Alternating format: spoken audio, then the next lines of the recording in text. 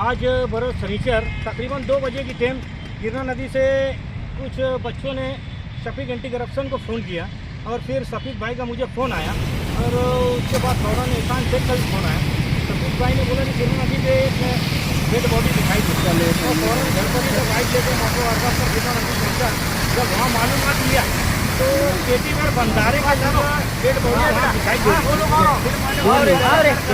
जाली में आने का आधे घंटे की मेहनत से उसको निकाल कर ऊपर निकाल कर अभी उसे सिविल हॉस्पिटल रवाना किया गया है। ये ना मालूमात सकते इसके मालूमात में मुझे अंदाजे के हिसाब से 2 दिन के पहले ये पानी में गिरा हुआ हो सकता है। इसके साथ क्या हादसा पेश आया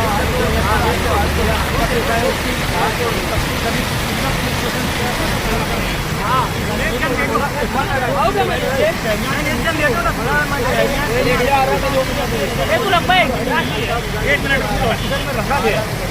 इसके बदन पर ट्रॉफी कलर की जैकेट है, सफेद शर्ट है और काली पैंट है, चेहरे पर हल्की दाढ़ी है और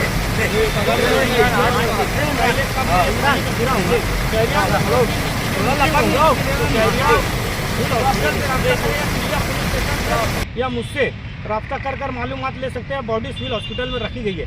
अक्सर जब भी हमने यहाँ बॉडी निकाला डीकॉम जब बॉडी निकालते हैं तो ये एक मसला हमेशा उठता है कि ये किला पुलिस स्टेशन की हद्दी है या छावनी पुलिस स्टेशन की हद्दी है। तो निकालने से पहले मैंने पूरी हद्दी के मालूमात लेकर पाटिल सर को फ़ोन किया कि ये किला की नहीं छावनी पुलिस स्टेशन की हद्दी नहीं, किला पुलिस स्टेशन की हद्दी है। फिर पाटिल सर ने बोला कि बॉडी निकाल कर सिविल रिफ़र करो। मैं फ़ौरन निकाल कर रिफ़र किया क्योंकि हमने जब भी यहाँ से बॉडी निकाली है तो निकालने बाद पुलिस स्टेशन में ये मामला बहुत उठता है कि किला की हद्दी है या छावनी की हद्दी है। बहुत ज़्यादा तकलीफ उठानी पड़ती है जिस बॉडी जिसकी रहती है।